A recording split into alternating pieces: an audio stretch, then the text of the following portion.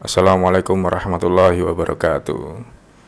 Jultif itu sebenarnya prinsipnya kayak self osilator. Jadi memanfaatkan osilasi yang ada pada induktor ini jadi untuk memberikan voltage tambahan ketika kita punya jatuh daya yang kurang. Misalnya ini untuk contoh di sini ini saya hanya menggunakan LED ini aja. Jadi hanya contoh prinsip sederhana dari Jultif untuk kita ketahui cara kerjanya. Ini sebenarnya ditemukan dinamakan Jultif ini, yang memberi nama itu seorang electronic engineer dari Inggris. Dia punya YouTube channel namanya biglife.com. Bisa dikunjungi di channelnya. Jadi kalau misalnya kita punya jatuh daya hanya 1,4 volt kayak gini, misalnya pakai baterai ini ya, otomatis kan ya dalam situasi tertentu misalnya kita butuh untuk menyalakan LED yang notabene ini, kalau LED seperti ini kan power LED ya, dia 3 volt untuk voltage yang dibutuhkan. Jelas tidak ngangkat kan kalau 1,4. Maka kita memerlukan Jultif ini, bisa menggunakan rangkaian ini gitu. Jadi ini coba saya hubungkan LED ini dengan jatuh daya 1,4 volt. Untuk sementara saya menggunakan power supply dulu. Nah, ini ketika saya hubungkan dengan jatuh daya yang hanya 1,4 volt ya tidak ngatasi ya. Jadi coba kita gunakan rangkaian ini, Jultif ini, untuk bagaimana supaya voltage yang tersedia 1,4 volt itu bisa mengaktifasi LED seperti ini. Pada prakteknya sih sebenarnya kita juga bisa menggunakan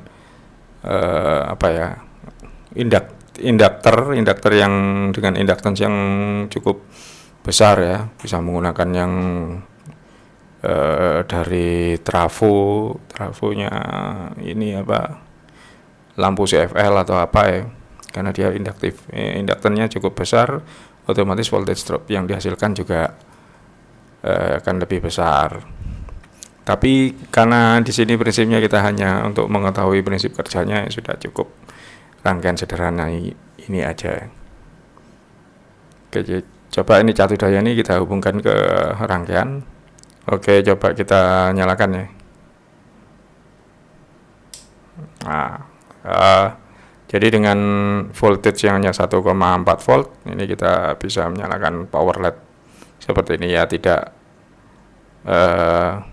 seterang kalau misalnya kita menggunakan jatuh daya asli. Ini saya menggunakan gulungannya sekitar 20 tons ya, 20 tons pada toroid.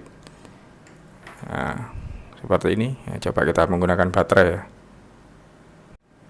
Oke, coba saya gunakan baterai ABC ini, baterai gaek ini. Baterai zaman tahun bahula. Nah, ini ya, jadi menggunakan baterai 1,5 volt.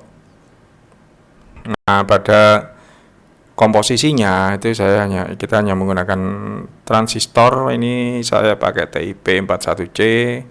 Terus kemudian ada toroid, itu aja sebenarnya. Hanya kadang di kaki basis itu ya, dari toroid ini ke kaki basis itu saya gunakan resistor, tapi kali ini saya coba untuk enggak langsung ya, jadi langsung saya hubungkan ke kaki basis.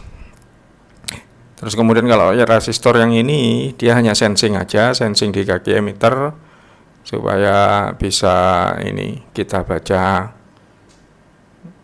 arusnya nanti ketika menggunakan osiloskop. Nah, jadi nanti kita lihat di skematiknya juga ini bagaimana kok susunan komponennya.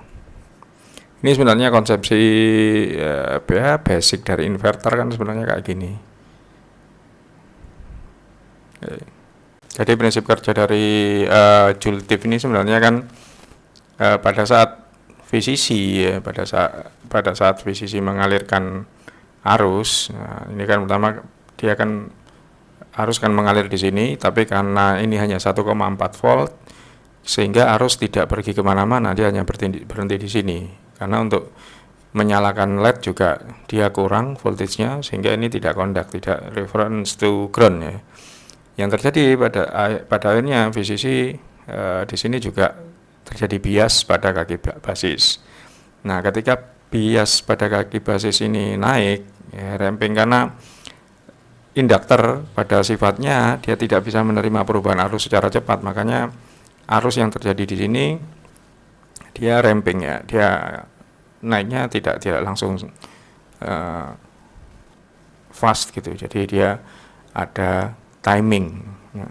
Nah, kalau di osiloskop bisa kita lihat timingnya.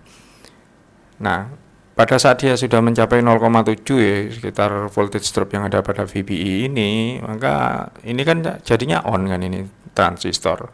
Akhirnya ketika dia on, maka arus yang ada dari VCC ini dia mengikuti saturasi dari transistor, dia mengalir ke sini. Dia sudah menemukan titik groundnya. Ya. Nah, pada saat itu ketika arus mengalir ke ground ya, melalui ini mengumpulkan magnetic field. Jadi magnetic fieldnya mulai ngumpul, ya, sehingga terbentuk magnetic field di sini. Bersamaan dengan itu pula ini jadi low, karena proses induksi seperti ini, maka kaki basis juga arus yang ada di kaki basis juga akan tertarik ya menuju ke ground.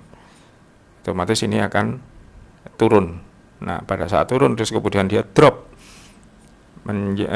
membuat transistor ini off, maka terjadi cut off ya. Sehingga karena current tidak bisa lari kemana-mana, magnetic field yang ada di sini dia artinya collapse sehingga polarity dari induktor ini jadinya dia plus di sini, min di sini.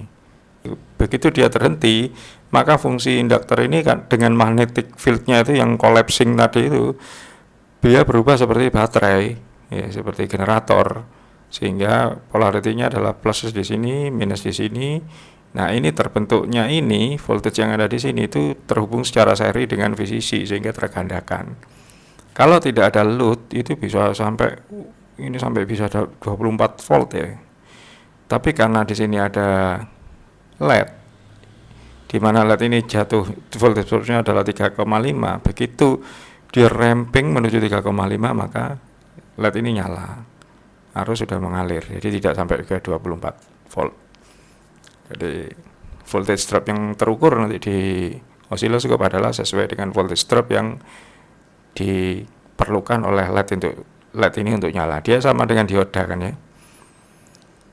Nah, seperti itu. Jadi ketika dia nyala, ini mengalir, otomatis kan ini lama-lama magnetic field yang ada di sini kan lama-lama energinya habis. Ketika habis, ya yang tersisa adalah VCC 1,4 volt ini, sehingga tidak cukup untuk menyalakan LED. Akhirnya ya coba berhenti dari sini. Dia tidak kondak lagi.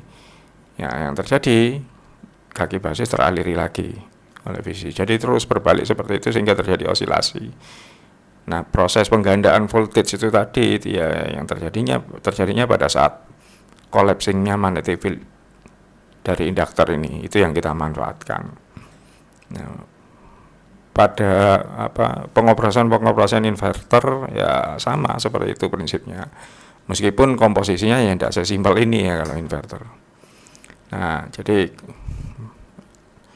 ini adalah gulungan toroidnya. Jadi bikin toroidnya kayak gini sebenarnya, teman-teman. Jadi ini ada dua ya, kita bikin dua kayak gini, dua enamel, bisa dengan kabel juga.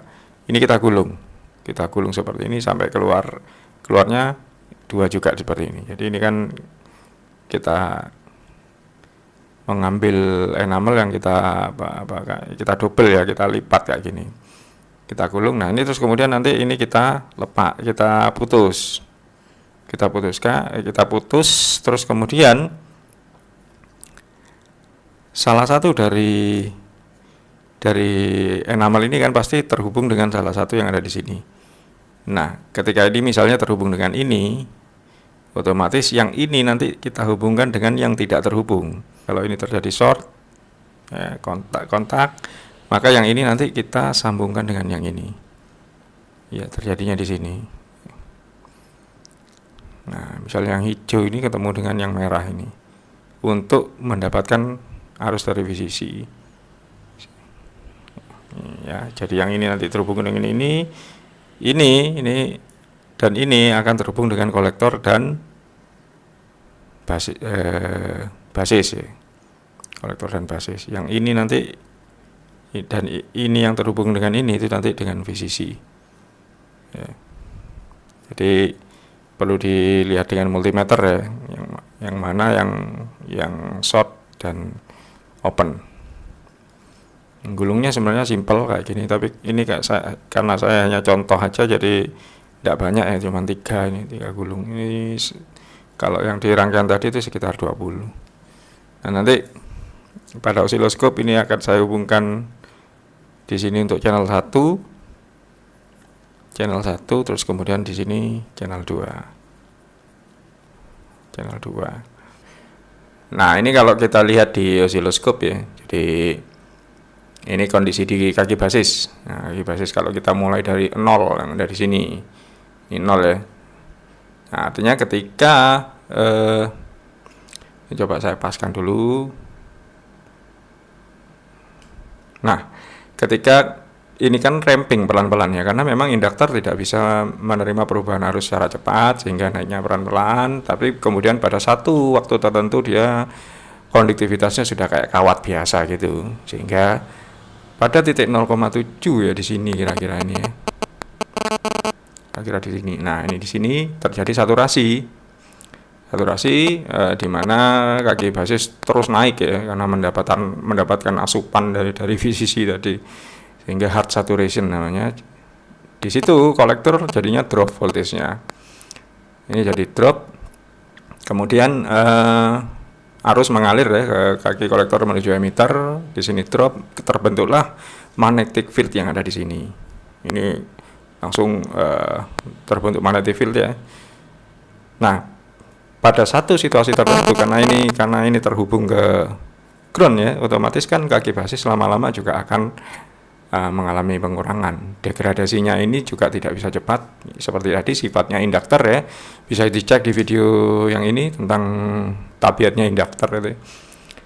Terus di satu waktu tertentu dia memang sudah benar-benar langsung terhubung seperti kaki basis off ya. Nah, pada saat kaki basis off dia jatuh, maka voltage di kolektor itu mengalami kenaikan voltage, tapi dia akhirnya terhubung seri di sini karena polaritinya berubah. Dia tadi kan di keterangan tadi dia polaritinya berubah sehingga terhubung seri dengan VCC ya, sehingga dia naik, ada perubahan voltage itu. Yang tadinya cuma 1,4 ya, ini jadinya kalau kita ukur di sini di kaki kolektor itu, nah ini sampai 3 volt ya, sesuai voltage drop yang terjadi pada LED yang ada di sini. Itu terulang lagi, jadi seperti itu. Lama-lama kan ini juga akan habis magnetic field-nya, dia turun. Nah, turun sehingga voltage ketika mencapai sudah tidak mampu ya. Tidak harus nunggu 1,4 sih. Ya, tidak mampu untuk mengaktifkan LED ya, otomatis dia sudah going. Nah, ini di titik ini kan sudah LED sudah tidak nyala ya, sehingga tidak kemana-mana karenya, sehingga yang terjadi kaki basis yang mengalami kenaikan voltage di sini. Ini. Jadi pada saat saling ramping ini juga mengalami naik di kaki basis karena pengurangan arus di kaki basis juga signifikan berkurang, sehingga ini voltasenya nambah. Seperti itu berulang terus. Nah, terjadinya osilasi sih sebenarnya seperti itu, dan yang spike yang dimanfaatkan itu adalah spike pada saat terjadi kondisi off tadi. Pada saat off pastikan induktor akan mengalami collapsing magnetic yang menghasilkan spike. Spike-nya itu yang dimanfaatkan untuk menyalakan LED. Apakah ini bisa efektif terhadap semua LED? Enggak juga ya. Jadi saya kemarin tuh nyoba menggunakan LED ini nyala lama-lama, tapi kira-kira 15 menit atau setengah jam ya, dia itu short line-nya. Di sini kayak ada welding, jadi apa ya? Kaki anoda dan katodanya kayak kena las gitu. Sehingga ini short. LED ini jadi short ya. Terhubung di bagian dalamnya itu terhubung. Nah, itu mungkin karena rating dari current-nya terlalu besar dan frekuensi yang saya gunakan kemarin itu sekitar 100 kHz. Saya menggunakan induktor yang ininya agak gulungannya agak lebih sedikit jumlah turns-nya ini. Dia cuma 10. Nah, dia di sini menghasilkan frekuensi sekitar 100 kHz ya.